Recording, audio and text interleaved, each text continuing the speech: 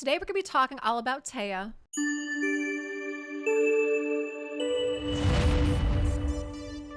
Hey, welcome, I'm LeilaFox. Today's lore story video is going to be for Taya. Taya is an epic Void Shadowkin champ, where she actually happens to be one of the Doom Tower fragment available only champs. So before we get into her actual story, let's check out the Shadowkin faction lore as a whole.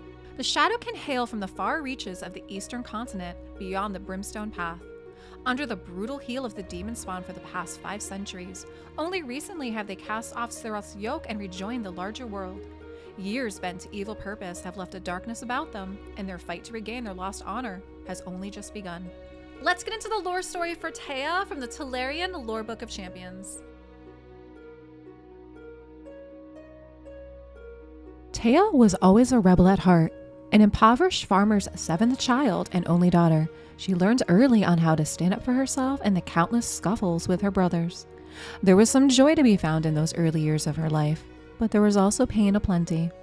For her homeland, the kingdom of Yokai, suffered greatly under the yoke of the demon spawn, and Taya had witnessed the many atrocities committed against her people in the name of Dark Lord Seraph.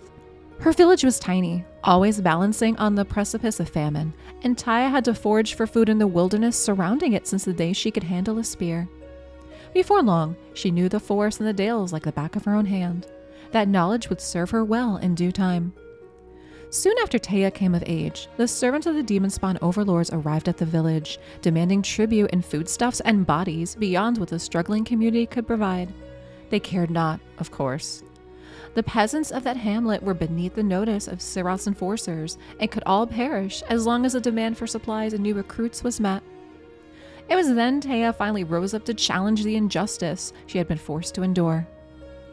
She called upon her fellow serfs to fight back, and, faced with the prospect of death whether they obeyed or not, the village rebelled. Their battle against the forcers was swift and bloody.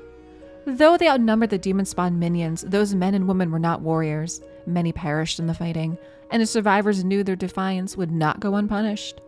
Thus, they gathered all the crops and tools they could, burned the rest, and fled into the mountains under Taya's guidance. Life amid the snow-capped peaks was harsh, but it was no worse than what the peasants were used to already. They learned to move unseen through the woods at the feet of the mountains. They struck the Shadowkin patrols whenever an opportunity arose, and soon words of their heroic struggle spread to the other towns and homesteads that lay in the nearby valleys. Dozens of people fled their oppressors to join Taya's growing band, and soon she became quite the rebel queen. Such profound success did not escape the notice of Shadowkin masters, who were already preparing a grand conspiracy against Seraph's satraps. They sent emissaries to Taya and, after finally proving the honesty of their intentions, joined forces in preparation for the uprising. When the time came, Taya spearheaded the liberation of her home province. Though low-born, she had proven herself to be a shrewd commander and a capable warrior, whose talents allowed the rebels to triumph over much great forces. The same talents would serve her well when the Shadowkin made their return to Tolaria, but that is a story still in the making. Who knows? Perhaps the champions of Lamea too could use a freedom fighter in their ranks.